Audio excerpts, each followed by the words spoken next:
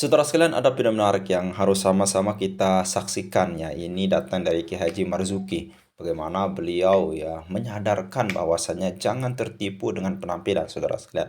Dan nanti kita akan sama-sama dengarkan bagaimana beliau ya ketika mengatakan bahwasanya andaikan saya menjadi Prabowo, saya akan berkata ini kepada klan Ba'alwi, saudara sekalian. Selengkapnya mari kita sama-sama simak penjelasan beliau. Silakan. Tidak sesuai dengan yang kami perintahkan, nggak sesuai dengan yang diajarkan Kanjeng Nabi. Fahuwa raddun, maka amal orang itu ditolak. Paham ya? Nabi juga bersabda, taraktu fikum amrain, saya tinggalkan buat kalian semua dua perkara, dua pusaka, dua pegangan. Lan tadillu ma in tamassaktum bihima, kamu nggak akan tersesat, kamu pasti selamat asalkan berpegang teguh dengan perkara yang kami tinggalkan tadi, pusaka dua itu. Tapi kalau kamu nggak berpegangan dua pusaka itu, celaka sampean. Apa itu? Kitab Allah wa sunnata rasulih, Al-Quran dan sunnah. Permasalahannya kita nggak mondok, kita nggak khatam Quran, nggak khatam tafsir. Bagaimana cara berislam sesuai dengan Quran? Wong nggak ngerti isinya Quran, ya enggak? Kita nggak mondok, nggak pernah khatam Sahih Bukhari, nggak pernah khatam Sahih Muslim, bahkan Riyadhus Shalihin pun nggak pernah khatam. Wong memang kita awam.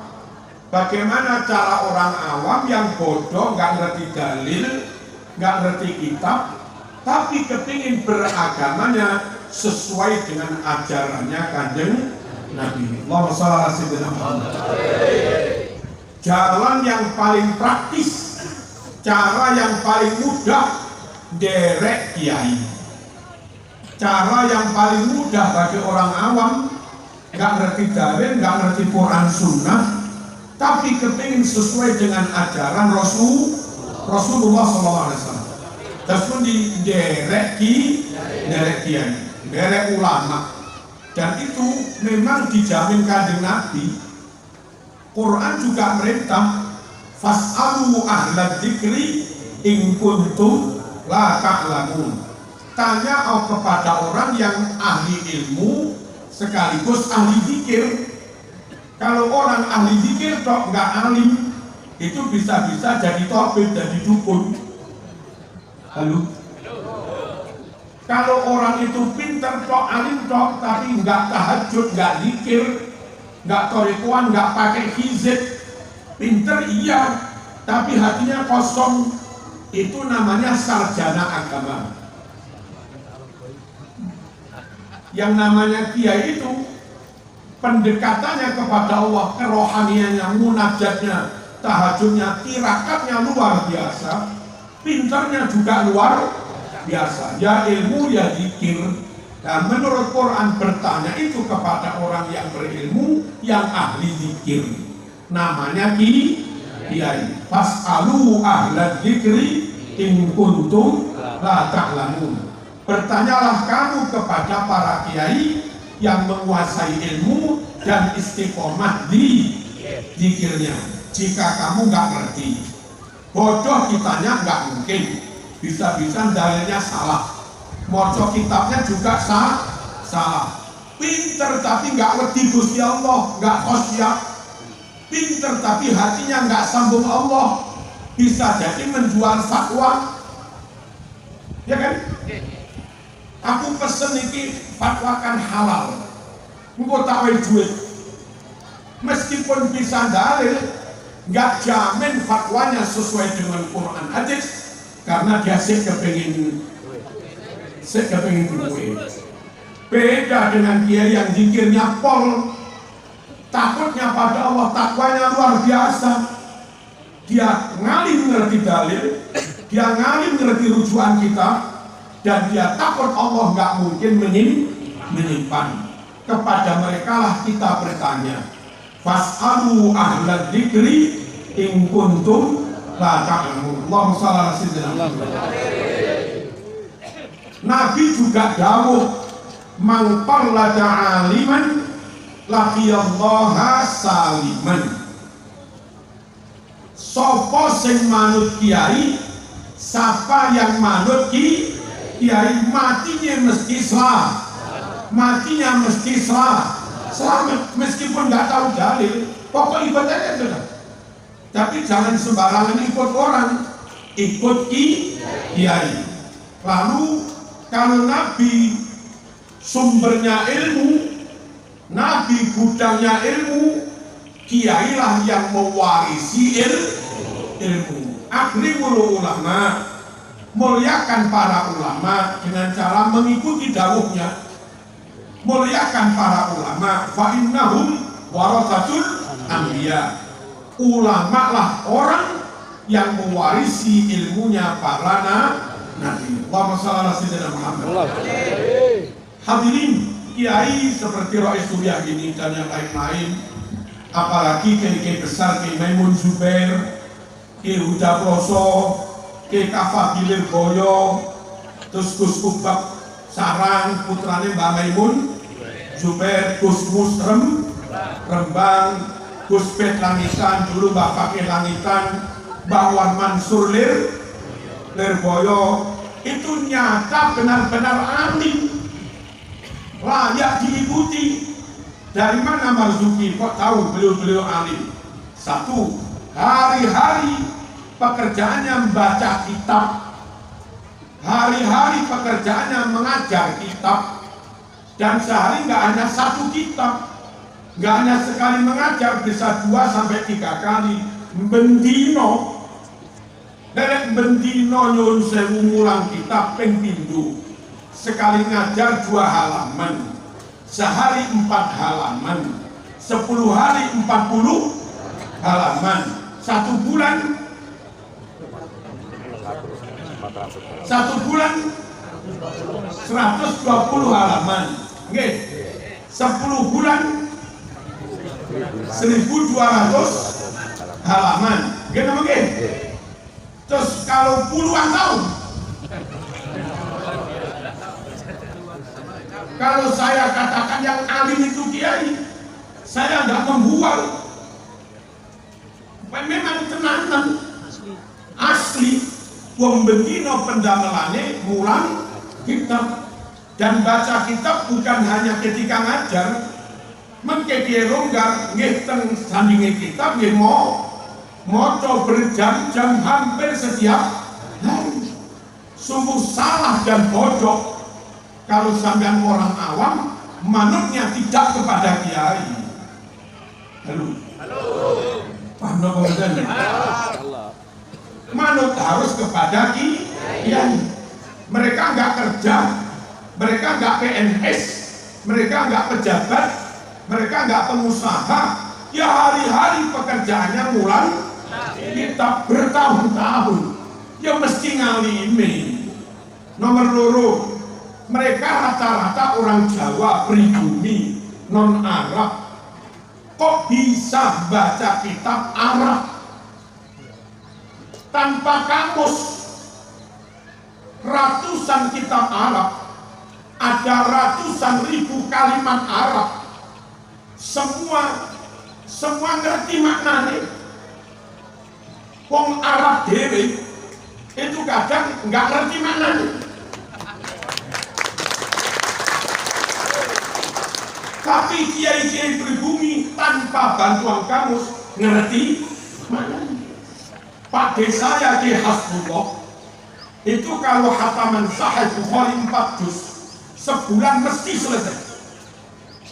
Hataman kitab Ihya Ulumuddin 4 jilid sebulan mesti tuntas tanpa bantuan kamus. Tanpa begini enggak. Dia itu seperti itu. Nyata memang diberi ilham kalau Gusti Allah.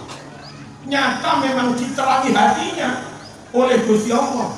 Bayangkan wong Jawa, mondok ning Jawa, sama sekali nggak pernah kuliah di Arab, lah kok bisa ngomong Arab nggak bisa. Tapi kalau baca kitab Arab, wes itu maunah, itu karomah. Allahumma shalli ala sayyidina. Dan banyak kiai termasuk Kiai Subhan, Kiai Maimun Zubair, terus Gus Baha, lalu Gus Darwis, Jombang, Rejoso, lalu Kiai Iman, lalu saya lah titik-titik.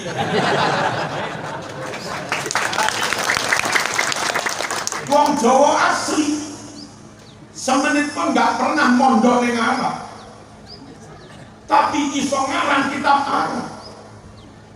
Dan kayak kitab yang kami karang itu dipakai sampai Maroko sana. Itu loh kiai. Jadi memang kulo ngarani kiai itu memang orang yang dipilih Gusti Allah. Kalau Allah saja milih, lalu sampean nggak gelem milih ya kebacut. Allahumma shalli ala. Yang ketiga, muridnya kiai alim-alim. Ini Rois Suriah yang alim tadi. Itu muridnya Kiai Dimyati Rois. Kiai Kafa Lirboyo, pengasuh Lirboyo sekarang. Yang alimnya kayak begitu.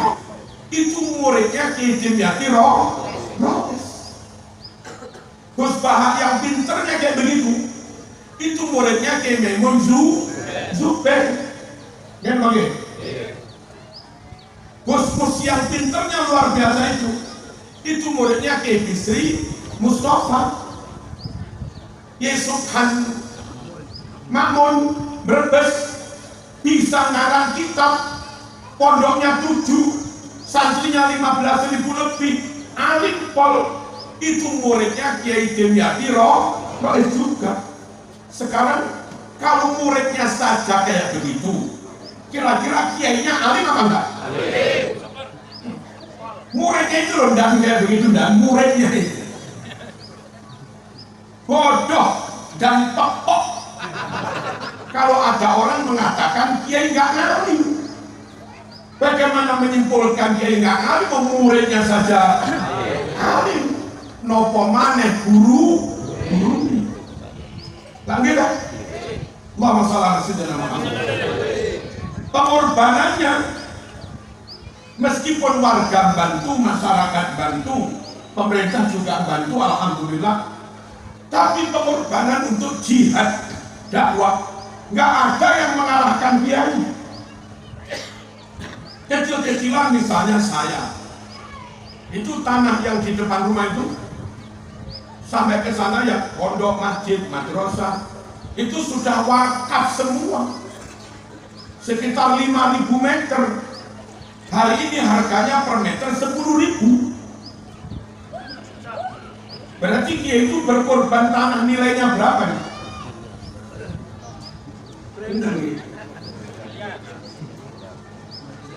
Kurang apa pengorbanan kiai?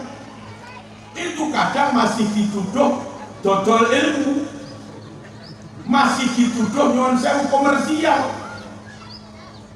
Andai kiai kayak Kiai Subhan ceramah terus nanti diamplopi, terus Gus Kiki Tebu Ireng ceramah diamplopi, itu nggak ada apa-apanya dibanding tanggungan kiai setiap bulan. Pengasuh Tebu Ireng itu setiap bulan harus gaji guru, ustadz plus biaya yang lain minimal 1,5 miliar. Itu loh pengorbanan kiai. Kalau ada menteri nyangoni 1 juta, saklametan. Apa artinya 50 juta dibanding 1 miliar? Itu pun ya nggak setiap bulan kiai memberi apa? Menteri memberi. Tapi kadang orang awam itu omongannya sudah nggak karu-karuan. Suhu tuh enak jadi dia. Kalau enak ente aja jadi dia. Sungguh kiai layak jadi panutan, pengorbanannya luar biasa. Lirboyo Lirboyo itu ada sekitar 10 hektar. Sana per meter minimal 3.000 kali 100.000 meter 300 miliar ini. Itu harga tanahnya kok belum bangunan. Nanti juga masih mikir bayar tukang, masih mikir beli material. Ada sih masyarakat nyumbang 1-2. Tapi saya misalnya sekarang bangun masjid hampir 9 miliar. Ada orang bantu sedikit-sedikit. Tapi dari 9 miliar ini ya nggak sampai 1 miliar. Ayo ikut kiai, alimnya nyata, enggak? Alimnya terbukti, nggak hanya klaim, nyata alim. Mana bukti kiai alim? Baca kitab tanpa kamus. Mana bukti kiai alim? Muridnya saja alim. Mana bukti kiai alim? Nyun sewu bisa ngarang kitab Arab meskipun mereka pribumi. Komitmen perjuangannya tidak untuk ini. Lihat aja, bangun pondok miliaran pakai dana sendiri. Dan rata-rata kiai nggak mau buat proposal minta ke Pemda, kecuali Pemda memberi. Ya. Kenapa kiai harus jaga marwah? Ngemis itu nggak baik, kehilangan rai. Nggak ada kiai jamuan itu, nggak ada. Paham? Malah dijamu iya.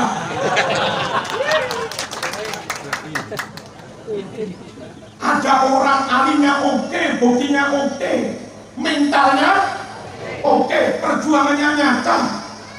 Ada perintah dari Nabi, ikuti mereka. Terus kita tetap nggak ikut, itu loh alasannya. Apa? Klim. Derek Sowo, derek kiai. Allahumma shalli ala sayyidina. Hadirin rahmatullah. Lalu banyak kiai yang nyata keramatnya. Kita orang tua dua anak loro diopeni dewi anak-anakan. Anak loro dirawat dewi lo nggak pinter. Tapi Kiai Lirboyo 40.000 santri lebih hanya diasuh beberapa kiai, itu alim semua. Keramat kalau kok bisa menaklukkan hati ribuan santri dan manut semua. Ini memang diberi maunah oleh Gusti Allah. Keramat. Halo. Di lembaga lain manut karena dijadikan jabatan. Di lembaga lain manut karena dijadikan beasiswa. Di pondok itu membayar manut. Diajak tahajud ya bangun. Diajak istighosa ya jalan. Diajak ngaji kelas full. Dan di pondok itu karena seorang pondokan, kiai baca, lalu santri yang ikut bisa 1.000-2.000. Itu menang semua. Betapa wibawanya kiai. Nah, kita di SMP, di SMA sekelas anak 30 itu lo rame. Nah di pondok bocah romeku nggak ada yang berani bersuara. Betapa keramatnya kiai. Ya namanya Allahumma shalli ala sayyidina. Itu mesti teko Gusti Allah. Itulah bentuk Allah mengangkat derajat ulama itu di situ. Diberi wibawa, diberi kekeramatan, diberi mau. Yarfa'illahu alladhina amanu minkum walladhina utul ilma darajat. Orang ahli iman dan ahli ibadah tapi nggak ngalim, ya diangkat derajatnya tapi dikit aja. Tapi kalau iman ahli ibadah plus ulama, bukan darajatan tapi darajat, diangkatnya berderajat-derajat. Panjenengan masuk TNI, masuk polisi, ijazah SMA, ya derajatnya sakmono. Tapi lah alumni akpol, tapi lah alumni apa? Termagelang apa? Akmil, ini mungkin derajatnya ya. Kenapa derajatnya tinggi? Bekal ilmunya beda. Itu loh ilmu. Nah, ulama-ulama dimuliakan Al-Quran, diangkat derajatnya tinggi-tinggi. Kita yang gak memuliakan ulama, kita yang gak manut ulama, berarti bertentangan dengan perintah Quran. Allahumma shalli ala sayyidina Muhammad.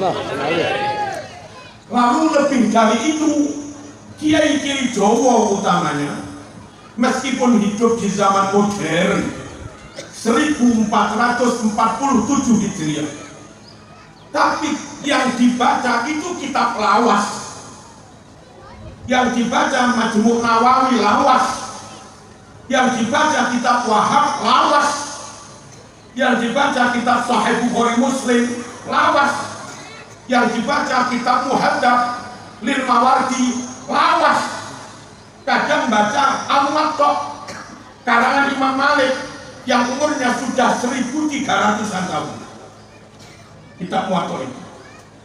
Kenapa Kiai milih kitab kuning yang umurnya ribuan tahun, 1000 tahun lagi?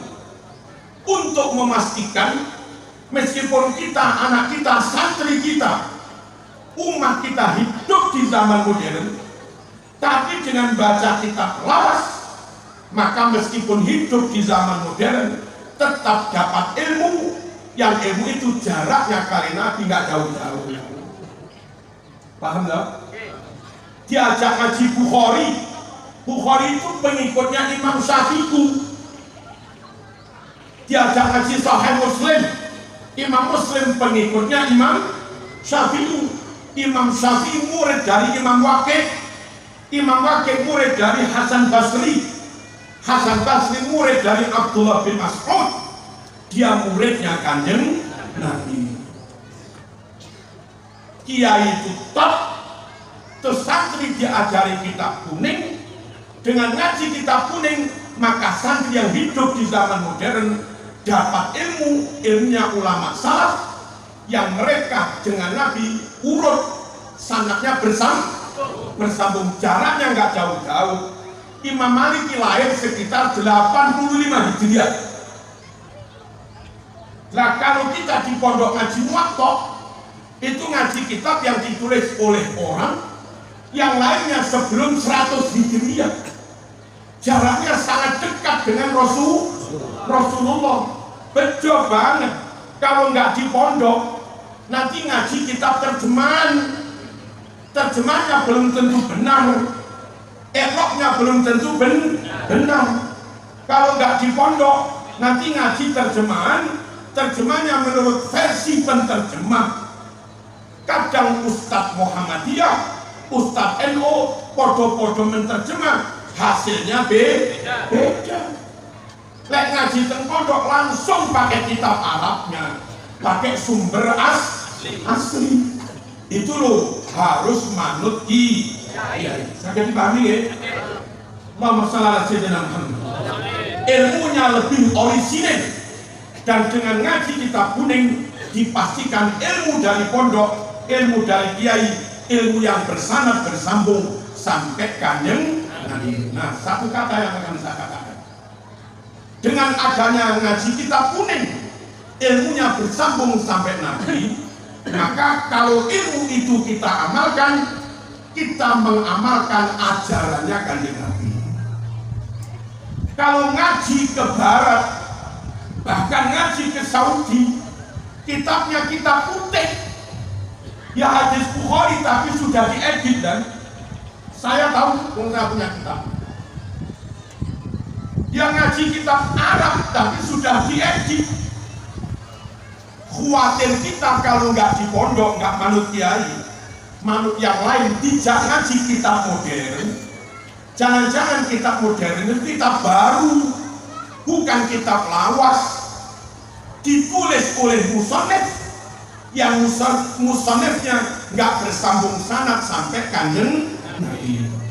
Kalau sampai kita, anak kita dapat ilmu yang nggak bersambung sanad sampai Nabi, pertanyaannya, kalau ilmu itu diamalkan, itu mengamalkan ajarannya Nabi, apa mengamalkan ajarannya si pengarang itu?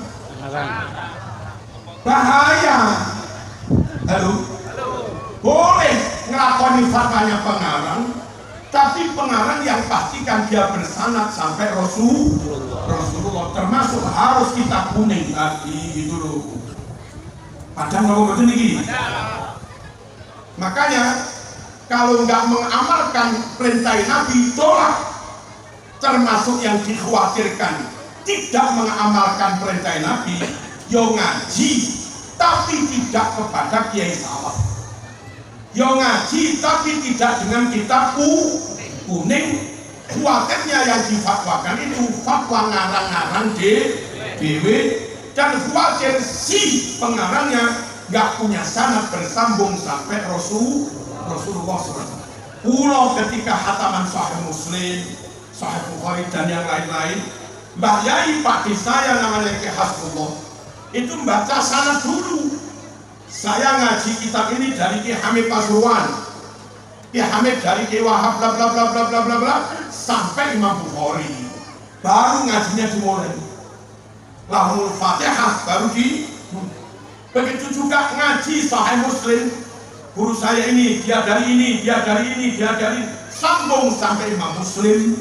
Lahul Fatihah. Ikutlah ki. Allahumma shalli ala sayyidina Muhammad. Yang kelima, kiai membersamai umat, kiai mendampingi umat, kiai bersama rombongannya, kiai bersama cantreknya, kiai bersama santrinya, itu yang nyata mendampingi umat mulai lahir sampai mati. Sama dua anak terus akikoan ngundang sholawatan, sing sholawatan bocah santri murid kiai, sing ceramah kiai, mangkirodok gede mantu, sing mengakad nikahi, sing dongani, sing ngaji kiai, gini nggih. Hari-hari sholat sing imami, jumatan sing khutbah kiai atau alumninya kiai. Nggih. Tahlilan, istighosah, manakipan sinten sing mimpin kiai atau muridnya kiai. Lalu sedo sing takziah, sing imami jenazah kiai atau muridnya kiai, sing nalkin kiai atau muridnya kiai. Lah gitu. Nyoto lho nih. Nyoto. Nah, konco-konco sok beralih kepada orang lain. Beralih kepada orang lain karena wajahnya luwih ganteng, wajahnya luwih bangil. Nggih to nggih. Cobanya mantep, gamisnya mantep, ditambah lagi klaim aneh keturunan Rasulullah. Yang itu belum tentu karena tanpa bukti, murni klaim saja. Kalau sampai masyarakat awam kayak kita tergoda, terkecoh, tertipu dengan klaim-klaim seperti itu, lalu kau tinggalkan kiai yang nyata lagi, kau tinggalkan kiai yang nyata mendampingi umat mulai lahir sampai talqin di kuburan, lalu beralih menjadikan mereka jadi panutan. Pertanyaannya, apa mereka khatam Sahih Bukhari?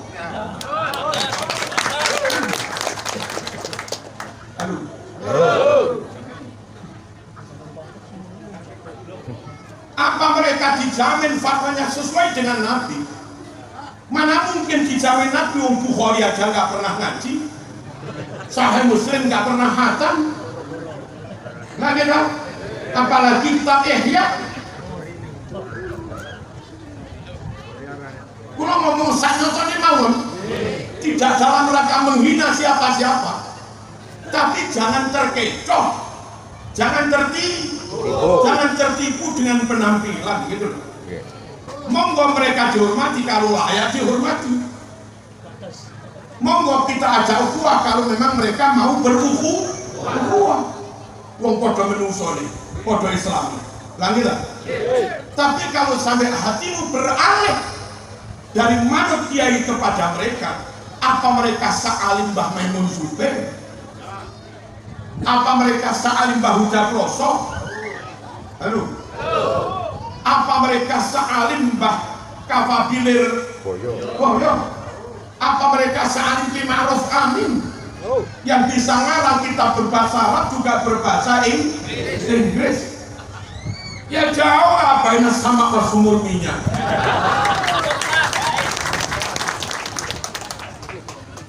Paham ya? Allahumma shalli ala sayyidina Muhammad. Pertama, alimnya belum tentu. Yang kedua, yang saya tahu, yang tak kira dulu itu alim, ternyata kacau Eropnya. Memaknai ayat laqad ja'akum rasulun. Ja itu fi'il madhi, rasulun itu fa'il.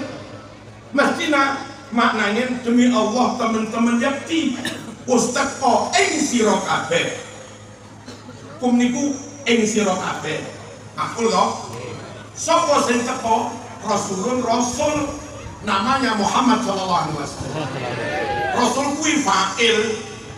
Nah, orang yang kita juga alim dan orang Jawa Tengah menganggapnya alim. Kebetulan dari sini jaraknya hanya selisih 2 kabupaten. Tahu 2 kabupaten itu apa? Ke selatan, ke barat,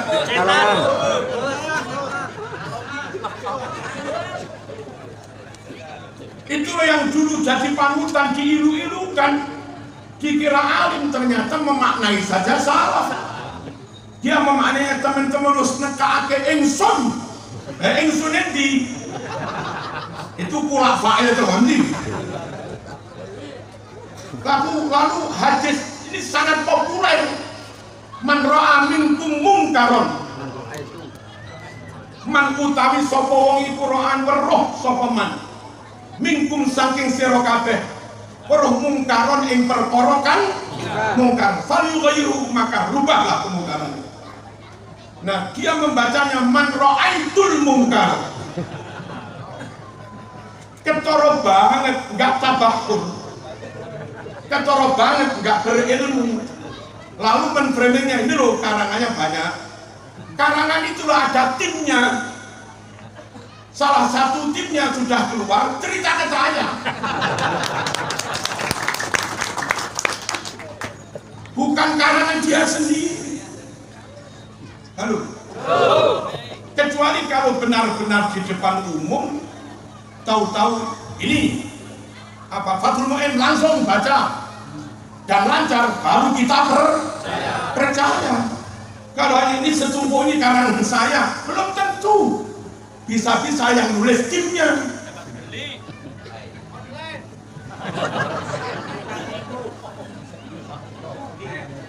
Allahumma shalli ala sayyidina Muhammad. Kalau saya manut Mbah Maimun Zubair, ya memang benar-benar alim, benar-benar ngarang kitab, benar-benar sehari-hari ngajar kitab, mutalaah kitab. Lalu nyuwun sewu. Nah, tapi katanya mereka keturunan Rasulullah. Nabi itu Mekah, mereka berasal dari Yaman, beda bangsa. Nabi itu sukunya Quraisy. Mereka ada yang sukunya Al-Habsyi, ada yang sukunya Al-Qahtani, ada yang sukunya At-Tamimi, ada yang sukunya Al-Hadrami.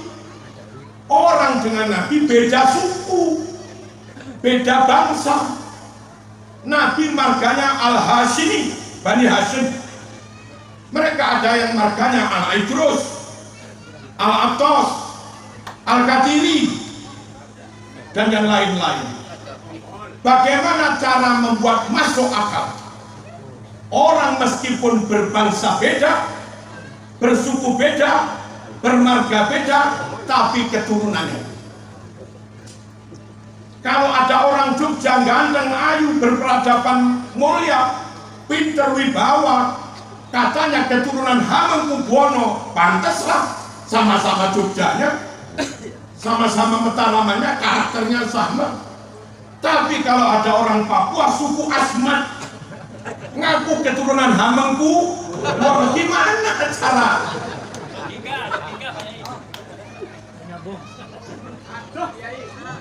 Jauh sekali. Kalau ada orang Mekah ganteng, alim, amanah, akhlaknya mulia kayak Syed Maliki, Nabi Mekah, beliau Mekah sama. Nabi sukunya Quraisy, Syed Maliki juga sukunya Quraisy sama. Nabi marganya Al-Hashimi, Syed Maliki juga Bani Hashim sama. Karakternya juga mirip-mirip. Lah kayak Syed Maliki itu loh. Kalau saya dikatakan Marzuki, Syed Maliki keturunan Nabi, yes. Tapi kalau orang Yaman wajahnya jauh, Nabi sabar dia ngamuan.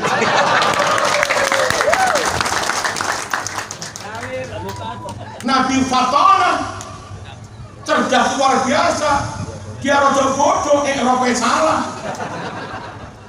Halo, halo. Nabi Nyuwun Sewu memberi terus, dia sukanya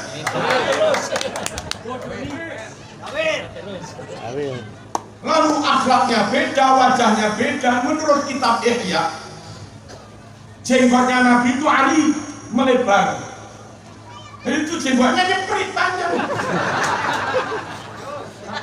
Fisik nggak dukung, suku beda, marga juga beda, sifat karakter beda.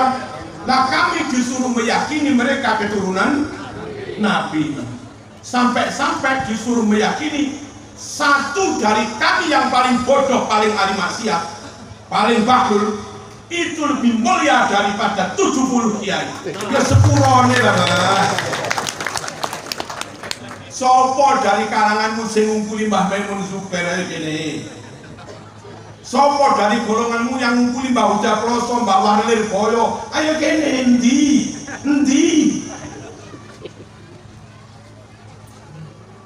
Niki masyarakat lek boten kula tegesi, gampang tertarik, gampang latah, lalu mereka lebih kau mahabbai daripada kiai, mereka lebih kau muliakan daripada kiai, mereka lebih kau percaya, lebih kau ikuti daripada kiai.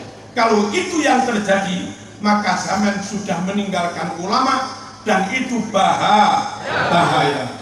Sayati ala ummati zaman yafirru fihi nasu minal ulama wal fuqaha. Kelak akan ada zaman orang awam yang harusnya ikut ulama malah menjauh dari ulama. Fayabtalihimullah bitalati baliyat. Gara-gara menjauh dari ulama, Allah memberi 3 musibah. Musibah pertama, yarfa'ullahul barakah min kasbihim.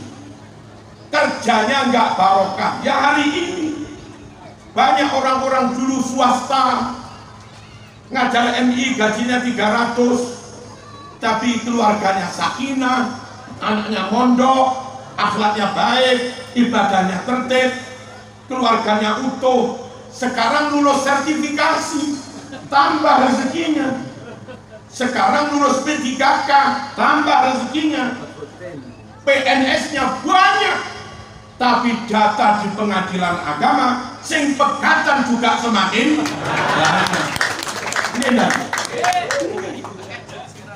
tidak semakin barokah.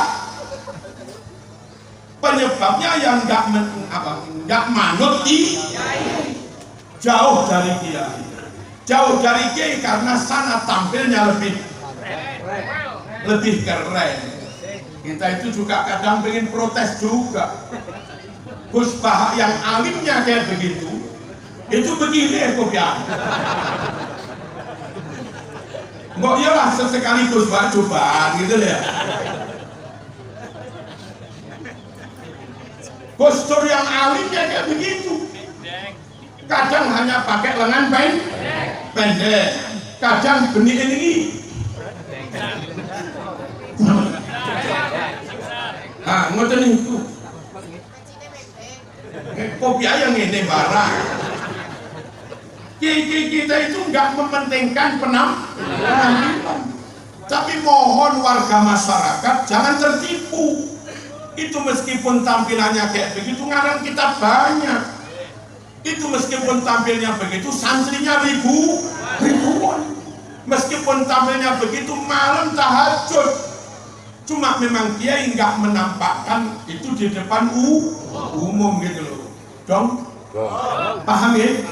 Allahumma shalli ala sayyidina Muhammad. Ikut kiai jangan ikut yang lain. Kalau ikut yang lain mereka rata-rata nggak ngalim meskipun berjubah, nggak ngalim meskipun pakai serban. Tadi di HP saya dapat share-sharean, mereka tampil di depan umum takbiran. Takbiran itu anak TK saja apal, anak MI Madin apal. La ilaha illallah wahdah sadaqa wa'dah wa nasara 'abdah, kita apal. Mereka itu ngerpek neng HP, kowe macane keliru. Tapi coba saya mending ikut kiai yang tampilnya biasa. Siang ngimami, pada duhur malah kitab, pada isya malah kitab, lalu ceramah di masyarakat, pada subuh malah kitab lagi. Meskipun tampilnya biasa daripada mereka yang malam cobaan, siang dodol ngewangi neng pasar. Ya bangga. Ya. Menang casing. Menang bungkus. Kenapa? Menang bungkus.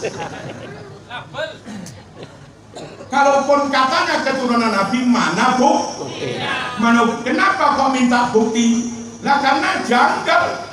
Orang beda bangsa, beda suku, beda marga, beda wajah, beda karakter. Lah kok ngaku keturunan Nabi itu kepri ben gitu. Saya mending lebih percaya pada kiai yang nggak mengandalkan nasab siapa-siapa, tapi nyatanya kealimannya luar biasa gitu loh. Paham ya? Lalu nyun sewu, mereka juga rata-rata nggak mondok. Pondok Lirboyo hampir 100% wong pribumi, santri maupun ustadznya. Pondok Kloso hampir 100% pribumi, santri maupun ustadznya. Sehingga karena yang mondok rata-rata pribumi, kalau 30 tahun ke depan yang alim itu kaum pribumi, ya wajar. Memang yang mondok kaum pribumi. Nah dari mereka jarang yang mondok, sukanya ya keliling-keliling sholawatan, sukanya terus nyun sewu, sholawatannya pun berbayar. Berkah tanpa ilmu, berkah kondi. Andai saya Prabowo, saya akan berkalimat seperti ini. Berkah tanpa ilmu ndasmu. Tapi saya tutup Prabowo, jadi nggak jadi ngucap ini. Loh, andai.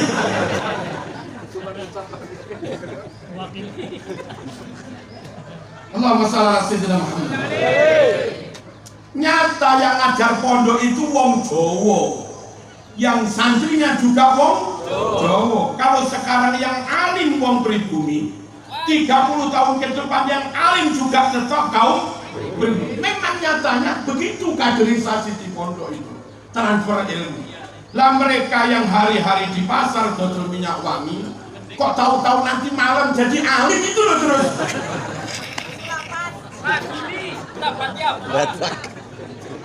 Terus keberi ben gitu. Halo? Manut kiai ya? Manut kiai mawon. Terus kiai itu sama-sama pribuminya, sama-sama Jawanya, ngomong umat dengan rasa. Dia tahu kalimat ini menyinggung, hindari. Oke saudara sekalian, itu ya tadi panjang dan lebar bagaimana Kiai Haji Marzuki yang menjelaskan bahwa saya jangan pernah sama sekali tertipu dengan penampilan. baik itu ketika dia memakai jubah saudara sekalian, baik itu ketika dia memakai imamah ataupun apapun lah itu. Tetapi kalau kita melihat daripada apa yang dia sampaikan, apa yang dia utarakan, apa yang dia jelaskan, namun yang dia jelaskan itu jauh daripada syariat saudara sekalian, seperti ya bercerita nenek moyangnya, lalu kemudian bercerita hal-hal yang aneh yang tidak pernah kita dengar sebelumnya di kiai-kiai yang memang sudah kesepuhannya luar biasa saudara sekalian. Ya jangan kita ikuti saudara sekalian seperti yang dicontohkan oleh Kiai Haji Marzuki. Ada orang yang dianggap alim, banyak karangan kitabnya, lalu kemudian bahkan dikatakan sebagai wali. Tetapi saudara sekalian, membaca hadis pun salah dan membaca kitab pun kayaknya tidak bisa saudara sekalian. Dan benar yang dikatakan oleh Kiai Haji Maduddin bahwasanya orang ini saudara sekalian tidak bisa baca kitab dan penampilannya luar biasa seakan-akan manusia suci saudara sekalian. Namun ketika kita melihat penampilannya, kita melihat penyampaiannya sangat-sangat di luar nalar saudara sekalian. Karena itu jangan pernah tertipu dengan penampilan. Meskipun orang ini memakai jubah, memakai pakaian berwarna putih seakan-akan seperti malaikat saudara sekalian, namun lihat apa yang dia sampaikan, bagaimana cara dia menyampaikan. Apakah ada caci maki di sana? Apakah ada pengumpat di sana saudara sekalian? Apakah seperti itu? Hal yang memang kita jadikan sebagai panutan saudara sekalian. Nah, mudah-mudahan video ini bermanfaat. Sekian, assalamualaikum warahmatullahi wabarakatuh.